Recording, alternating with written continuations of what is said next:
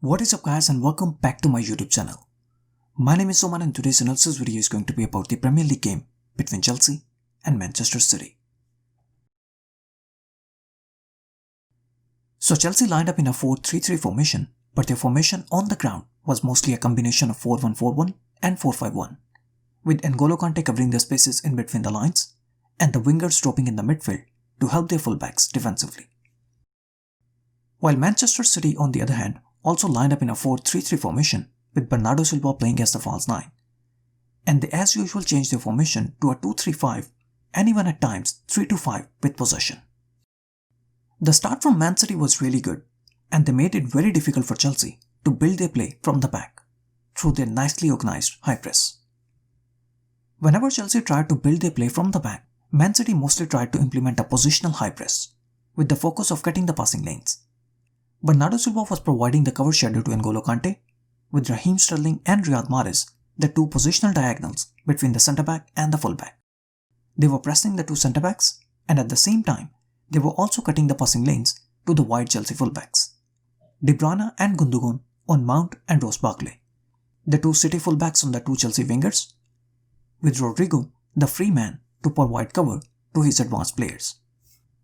Bernardo Silva is cutting the passing lane to N'Golo Kante, with Riyad Mahrez and Sterling, the two positional diagonals, pressing the centre-backs and also cutting the passing lanes to the full-backs.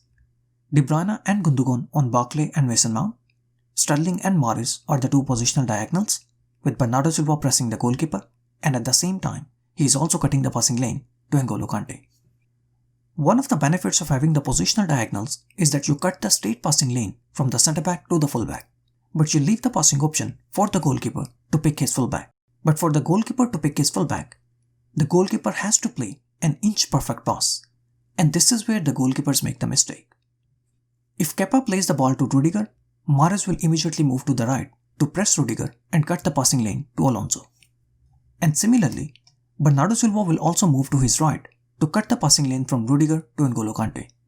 So in order to move the ball forward quickly, Kepa can try to play a long pass to Alonso to eliminate Man City's front three. But this is where the goalkeeper can make a mistake with his passing, especially when under pressure. Kepa decides to play the ball to Alonso, and he gives the ball straight to Mahrez.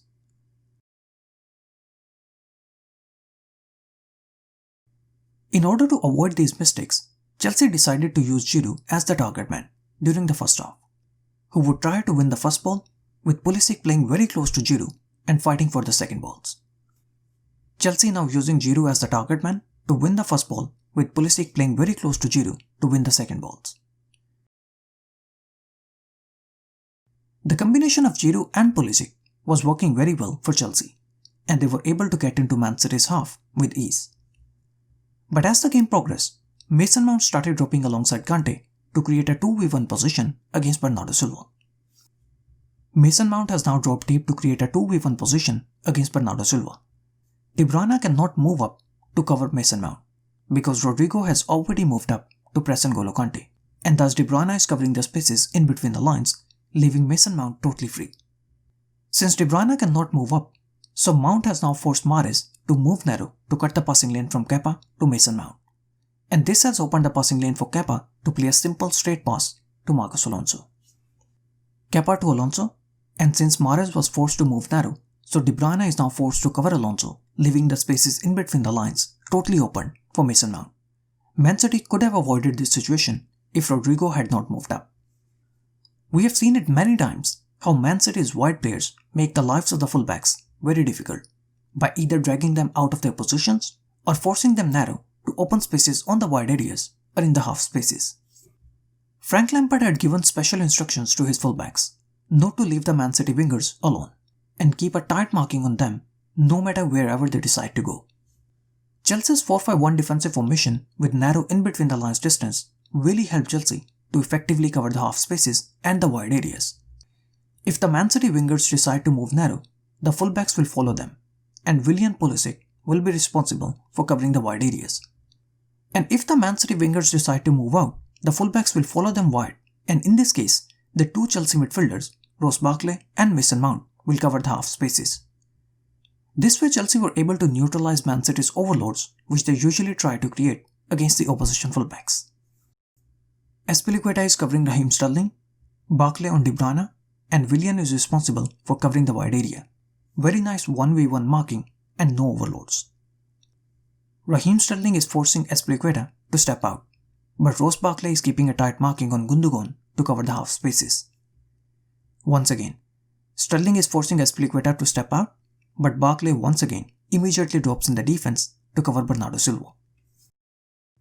We all know Riyad Mahrez loves to cut in with his stronger left foot, and in order to allow Mahrez to cut to his stronger left foot, Kyle Walker was constantly making overlapping runs. To force Alonso away from Mahrez and giving Mahrez the chance to cut to his stronger left foot and move inside. Pulisic was slow to track Walker's run, and Alonso is now left in a 1v2 position and is forced to leave Mahrez alone and cover the run of Kyle Walker. Alonso was taken out by Walker, and Mahrez now has the chance to use his left foot to deliver the cross inside the box, where Man City have created a 3v3 position. But Kyle Walker's overlapping runs meant that Chelsea had the chance to catch Man City on transitions, as the City centre-backs did not have the pace to stop Pulisic and Willian. And this is how Chelsea created most of their goal-scoring chances, and the pace of Pulisic was too much for Man City's defense. This is from Chelsea's first goal. Gundogan is clearly asking Mendy to step away and leave the ball to Gundogan. But for some reason, Benjamin Mendy decided to ignore the instruction and gave the ball straight to Pulisic.